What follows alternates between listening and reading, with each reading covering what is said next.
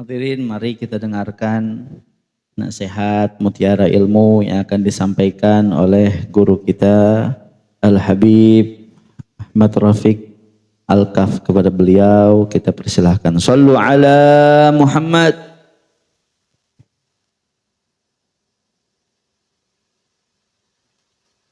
Bismillah walhamdulillah wassalatu wassalamu ala rasulillah Muhammad ibn Abdullah sallallahu alaihi wa alihi wa sahbihi wasallam. Rabbi sahli sadri wa yassir li amri wahlul 'uqdatam min lisani yafqahu qawli, amma ba'd. Assalamualaikum warahmatullahi taala wabarakatuh.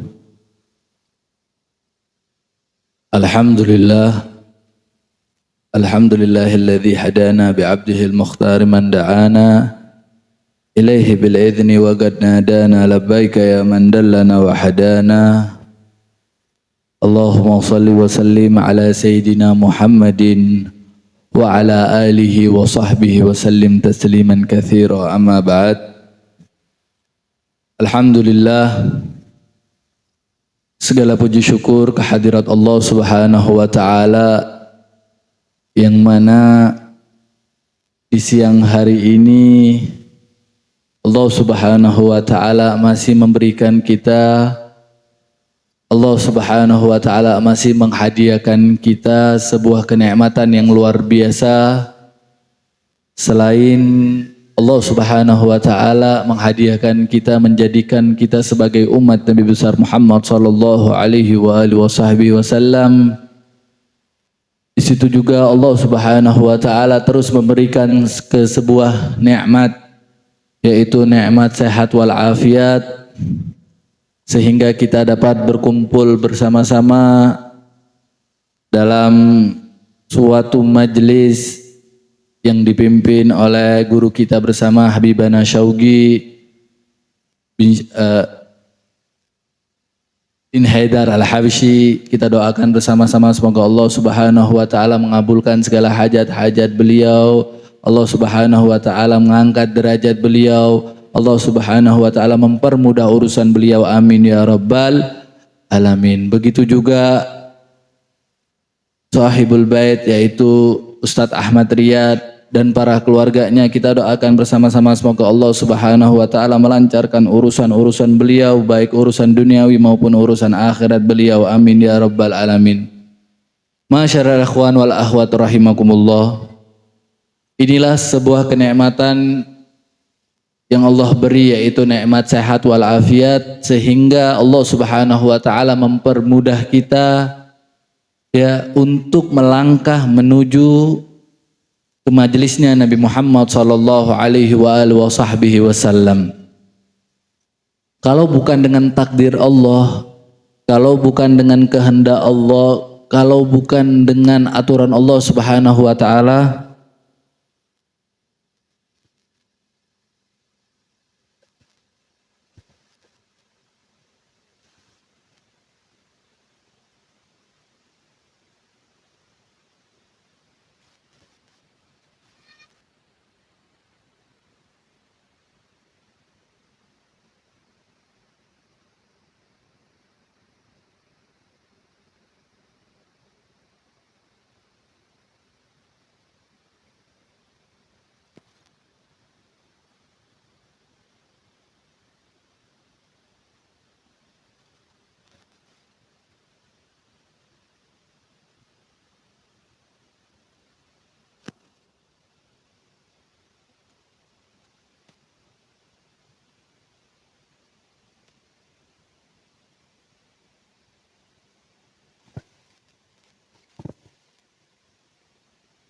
ya jamaah, jadi ada salah satu kendala sedikit. Habib Jindan sedang OTW yang insya Allah 12:30 ya baru nyampe. Minta maaf, minta ridhonya. Habib Jindan lupa nih kalau terlalu banyak acara, akhirnya insya Allah diusahakan datang ke sini, tapi lagi di jalan. Insya Allah secepatnya nyampe ke rumah Ustadz Ahmad Riyad. Kita doakan. Alhamdulillah, yaitu dengan kehendak Allah Subhanahu wa taala, sehingga yang mana inilah sebuah takdir yang sangat luar biasa. Bahkan kita dari manapun ya bergerak untuk menuju bersama-sama ke majelis Riyadul Mustafa ini. Ini sebuah gerakan, ini sebuah motivasi yang Allah Subhanahu wa taala berikan kepada kita semua. Wabil khusus lagi sekarang ini kita berkumpul karena untuk menyambung tali silaturahmi kita, ya, untuk mempererat tali ukhuwah kita antara satu sama lain, saudara yang satu beriman kepada Allah Subhanahu wa taala, yang mana ini sebuah acara yang sangat luar biasa. Bahkan Nabi besar Muhammad sallallahu alaihi wasallam mengajarkan kepada para umat Nabi besar Muhammad sallallahu alaihi wasallam untuk selalu memperhatikan saudara sedarahnya atau saudara yang berkeyakinan dan berpeluk dengan agama Allah Subhanahu wa taala. Di siang hari ini juga kita berkumpul bersama-sama dalam acara halal bihalal setelah kita lewatkan bulan Ramadan, yang mana bulan Ramadan dikhususkan untuk umat Nabi besar Muhammad sallallahu alaihi wasallam. Setelah 30 hari kita menunaikan rukun Islam yang ketiga, berpuasa di bulan Ramadan. Terus juga Allah Subhanahu wa taala memberikan bonus-bonus yang sangat luar biasa, pahala-pahala, ganjaran-ganjaran pahala yang sangat luar biasa bagi orang-orang yang melakukan atas perintah-perintah Allah Subhanahu wa taala. Berlalunya bulan Ramadan disambutlah dengan Idul Fitri, yang mana dinamakan Idul Fitri itu adalah kembali dalam kesucian, dalam artian kita merefresh diri kita di dalam bertambah ketakwaan kita kepada Allah Subhanahu wa taala, menyambung tali silaturahmi, datang ke rumah sanak saudara familinya, saling maaf-maafan. Begitu indah ajaran Islam, begitu indah ajaran Nabi Muhammad sallallahu alaihi wasallam. Bahkan tatkala di Khalifah Sayyidina Abu Bakar As-Siddiq radhiyallahu an, tatkala itu Sayyidina Abu Bakar As-Siddiq berbicara di layak depan masyarakat di zaman tersebut. Sayyidina Abu Bakar As-Siddiq itu berbicara kepada masyarakat tersebut, kalau seandainya kalian menyembah Nabi Muhammad, akan tetapi Nabi Muhammad sudah mati, maka na ya'budu Muhammad fa inna Muhammadan qad mat.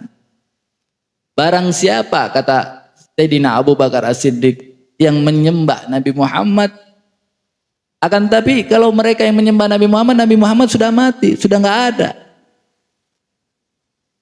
Akan tetapi tatkala mereka mangkana ya'budullah fa innallaha hayyun la yamut. Barang siapa yang menyembah karena Allah Subhanahu wa taala, menyembah untuk Allah Subhanahu wa taala, sesungguhnya Allah Subhanahu wa taala itu tidak ada matinya. Begitu juga kita. Tatkala berlalunya bulan Ramadan ataupun tatkala masuknya bulan Ramadan, kita menyembahkan diri kita kepada bulan Ramadan dengan bertambah kegiatan kita beribadah kepada Allah Subhanahu wa taala, semangat di dalam ibadah kita selama di bulan Ramadan. Yang enggak pernah baca Al-Qur'an, yang enggak pernah sholat duhanya, sholat witirnya, sholat tarawihnya. Mereka meningkatkan ibadah-ibadah di bulan Ramadan tersebut. Akan tetapi tatkala berlalunya bulan Ramadan, hilang sudah. Nah, ini orang-orang yang percuma seperti ini. Kalau orang-orang yang hanya menyembah bulan Ramadan sudah tidak ada.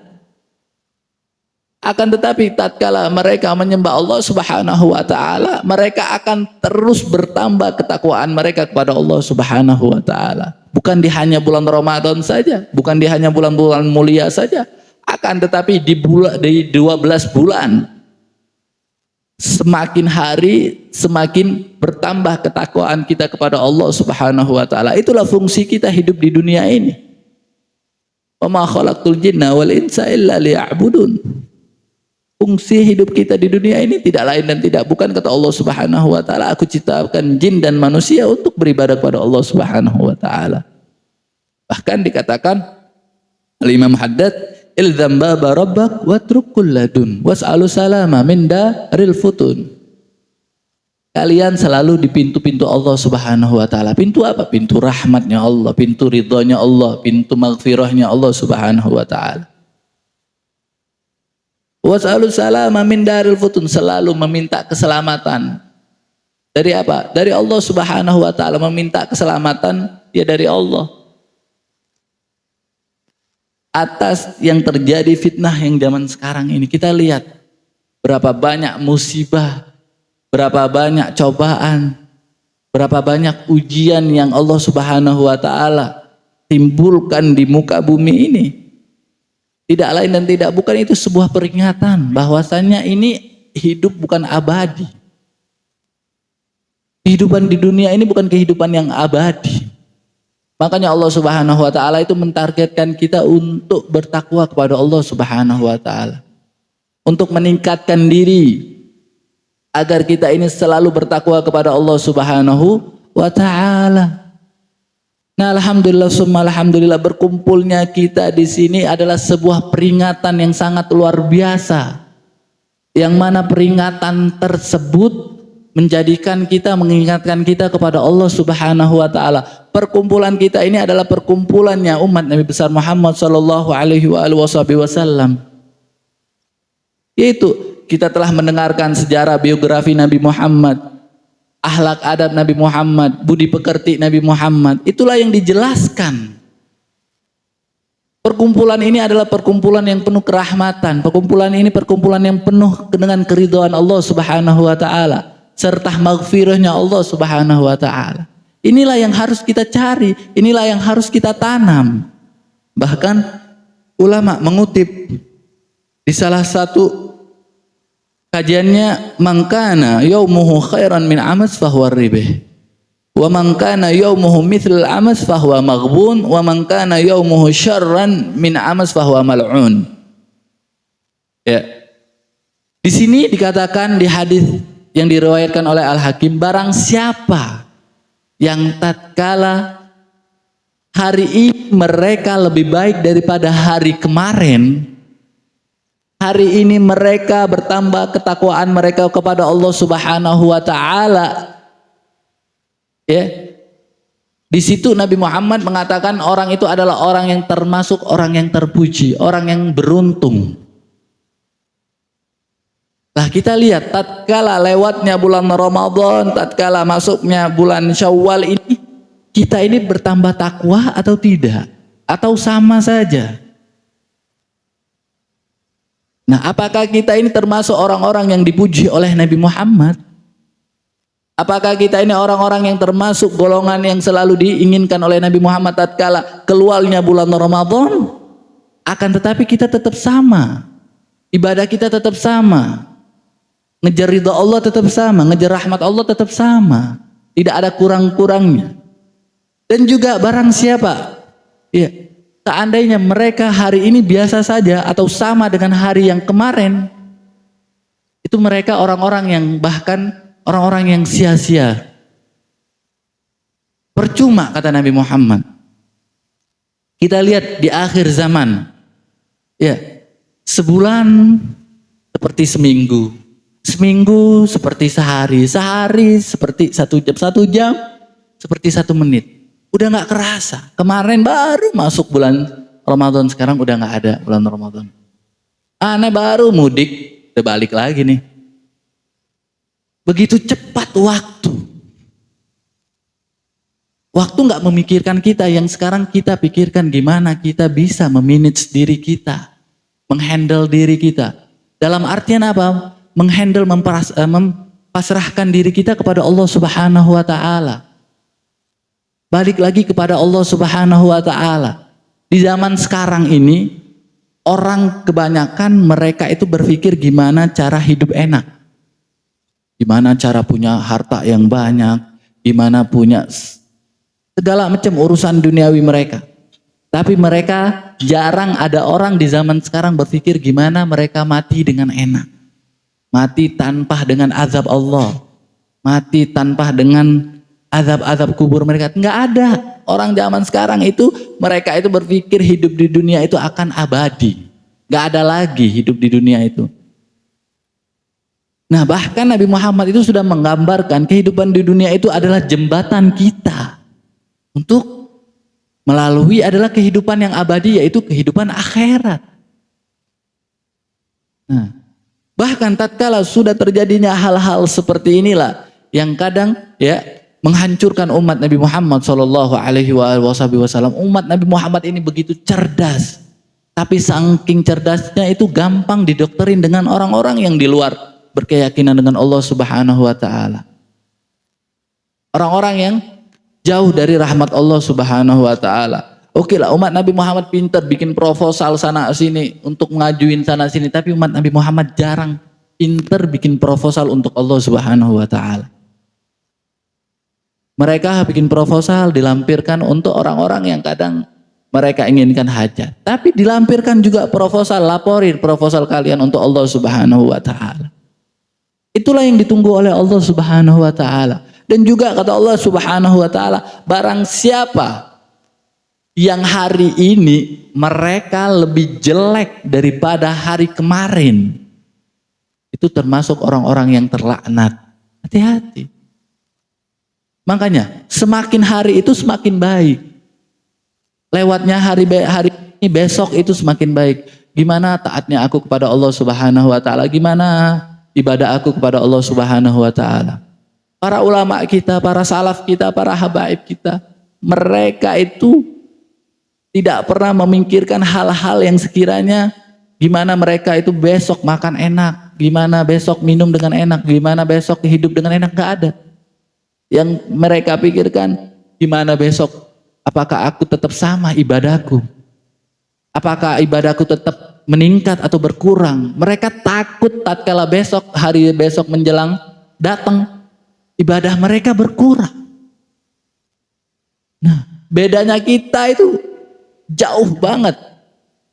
Tapi paling setidaknya kita itu mengambil sedikitnya daripada apa yang diajarkan oleh Nabi Muhammad Shallallahu Alaihi Wasallam. Apa yang telah dicontohkan oleh Nabi Muhammad Shallallahu Alaihi Wasallam. Boleh dicari sejarah Nabi Muhammad. Nabi Muhammad itu tidak ada sejarahnya untuk gila sama dunia, nggak ada Nabi Muhammad. Bahkan Nabi Muhammad mendapatkan istri yang luar biasa tajirnya. Tapi Nabi Muhammad SAW meluangkan hartanya, menyisihkan hartanya, semuanya balik ke jalan Allah Subhanahu Wa Taala. Karena itu yang Nabi Muhammad tahu. Ya begitu juga dengan kita. Jangan sampai kita tertipu daya. Oke lah, di zaman Nabi Muhammad itu berperang secara face to face. Itu Nabi Muhammad. Berperang sama kaum Yahudi, kaum musyrikin itu face to face. Sampai menangnya agama Islam, sampai tegaknya kalimat la ilaha illallah Muhammadur Rasulullah. Tapi kaum musyrikin, kaum Yahudi sampai sekarang tidak pernah lelah, tidak pernah ingin agar Islam itu menang. Gimana? Didoktrin umat-umat Nabi Muhammad. Dengan apa? Dengan adanya gadget. Kita lihat sekarang, zaman sekarang, orang lebih mementingkan gadgetnya dibandingkan Al-Qurannya. Orang lebih mementingkan gadgetnya dibandingkan tasbihnya. Saking pinternya orang kaum Yahudi itu difasilitasin sangat luar biasa. Sehingga umat Nabi Muhammad itu lupa dengan ajaran-ajaran Nabi Muhammad. Umat Nabi Muhammad pelan-pelan, naudzubillah summa naudzubillah, keluar dari jalurnya Nabi Muhammad. Inilah yang diinginkan oleh orang-orang musyrikin kaum Yahudi. Mereka tidak pernah kenal lelah untuk menghancurkan Nabi Muhammad serta umatnya. Nabi Muhammad tidak bisa dikalahkan. Gimana caranya umat Nabi Muhammad bisa jatuh di tangan mereka? Itulah hebatnya orang-orang kaum kafir Yahudi. Makanya, ya, jangan pernah kaget kalau sudah Islam ini kadang hancur, Islam ini segala macam banyak namanya pemberontak. Karena umat Islam sendiri yang kadang menghancurkan Islam. Karena apa? Karena mereka tidak pernah mengikuti metode Nabi Muhammad. Mereka tidak pernah mengutip sejarah Nabi Muhammad. Tidak pernah melakukan apa yang dicontohkan dengan Nabi Muhammad. Kalau seandainya mereka mengikuti apa yang diajarkan Nabi Muhammad, tidak ada namanya perpecah belahan di dunia ini. Tapi ini sunatullah fil alam. Ini adalah sudah namanya dunia. Bahkan Imam Haddad mengatakan, wa hadhihi dunya daniyah. Aku perkenalkan bagi kalian-kalian yang hidup di dunia. Mau tahu dunia, kata Imam Haddad. Aku jelaskan. Aku perkenalkan. Wa hadhihi dunya daniyah. Inilah permainan di dunia. Hawaditha katsira, yang mana ya cobaan, ujian, masalah ada semua di dunia ini. Hancur bengeknya semua ada, gempa buminya, tsunami-nya, badainya. Hawaditha katsira. Permasalahan di dunia banyak banget, yang zalimnya, yang tidak pernah cinta sama rakyatnya, yang hancurnya, yang segala macam. Inilah permainan dunia. Wa mudatha qasira, kalian ketahui bahwasanya hidup di dunia ini hanya sementara. Kecil hidup di dunia ini sementara. Batasannya sedikit. Wa aisyatuha hagira, kehidupan di dunia ini penuh kehidupan yang dengan kehinaan. Kita lihat sendiri, ya, dengan orang yang terlalu hubud dunia, orang-orang yang terlalu cinta sama dunia, orang-orang yang kadang memprioritaskan dunia daripada Allah Subhanahu wa taala. Mereka berani sampai memutuskan tali silaturahmi gara-gara dunia mereka. Naudzubillah summa naudzubillah, kita lihat di berita-berita anak membunuh ibunya, ibunya membunuh anaknya. Gara-gara apa? Gara-gara nggak ngasih harta atau nggak ngasih uang, nggak memfasilitasi anaknya. Banyak hal-hal seperti ini yang terjadi. Kita lihat aja di Indonesia ini. Karena apa? Karena mereka yaitu tidak pernah terdidik atau tidak pernah terbenam di hati mereka itu sesuai dengan ajaran Nabi Muhammad. Makanya kalau kita memprioritaskan Allah Subhanahu wa taala dari segalanya, memprioritaskan Nabi Muhammad dari segalanya, jangan pernah takut. Allah akan memberikan apa yang kita inginkan. Allah itu selalu menunggu kita. Allah itu selalu menanya kita, hal min mustaghfirin, hal min ta'ibin. Kita itu paling nikmatnya punya Tuhan itu Tuhannya Allah Subhanahu wa taala. Enggak ada Tuhan selain Allah Subhanahu wa taala, itu paling nikmat. Berapa kali kita hianat sama Allah Subhanahu wa taala, berapa kali kita jauh sama Allah Subhanahu wa taala, berapa kali kita maksiat kepada Allah Subhanahu wa taala, rezeki kita masih ngalir. Tidak pernah diputus sama Allah Subhanahu wa taala. Anak istri kita masih makan, tidur dengan enak, tidak kehujanan, tidak kedinginan. Tapi kita selalu mengkhianati Allah Subhanahu wa taala. Tapi kita selalu jauh dari rahmat Allah Subhanahu wa taala. Itulah hebatnya Allah Subhanahu wa taala. Allah Subhanahu wa taala itu selalu menunggu kita. Makanya di zaman akhir, zaman sekarang ini, bangun di sepertiga malam. Usahain bangun di sepertiga malam. Bangun sholat tahajud. Cukup 2 rakaat, curhat sama Allah Subhanahu wa taala.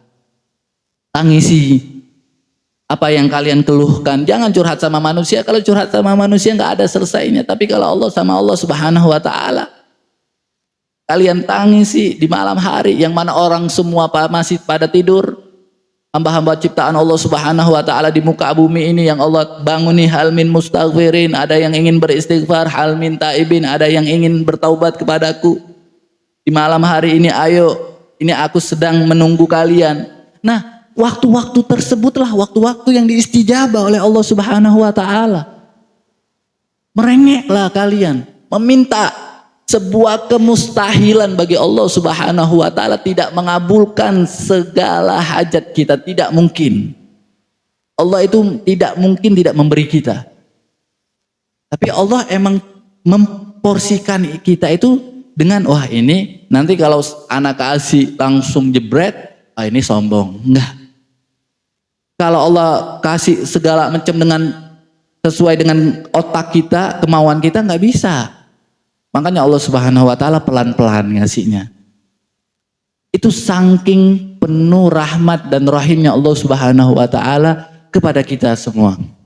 Nah, insya Allah dengan perkumpulan-perkumpulan inilah perkumpulan yang akan menjadikan turunnya rahmat Allah Subhanahu wa taala. Perkumpulan-perkumpulan seperti inilah perkumpulan dengan turunnya ridhonya Nabi Muhammad sallallahu alaihi wasallam. Majelis Riyadul Mustafa ini ada wasilah, jembatan, ya.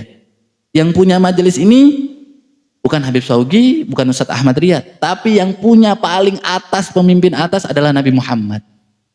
Mereka ada sebagai wasilah, estafet yang menyambungkan dakwah Nabi Muhammad. Kalian adalah undangan VVIP Nabi Muhammad. Kenapa Anda bilang seperti itu? Berapa banyak umat Nabi Muhammad yang Allah ciptakan di muka bumi ini, hanya segelintir yang bisa datang. Makanya sebuah kemustahilan lagi, tatkala kalian datang di acara Nabi Muhammad, kalian balik, hajat kalian tidak dikabulkan, itu mustahil. Logikanya kalau kalian diundang ya orang yang punya jabatan atau orang yang tertinggi, dalam kutip undangan VVIP, kalian balik itu pasti kalian dapat ya paling kecilnya besekan makanan. Hajat itu pasti dapat. Buah-buahan, benar Ustaz? Pasti itu dapat. Begitu juga Nabi Muhammad.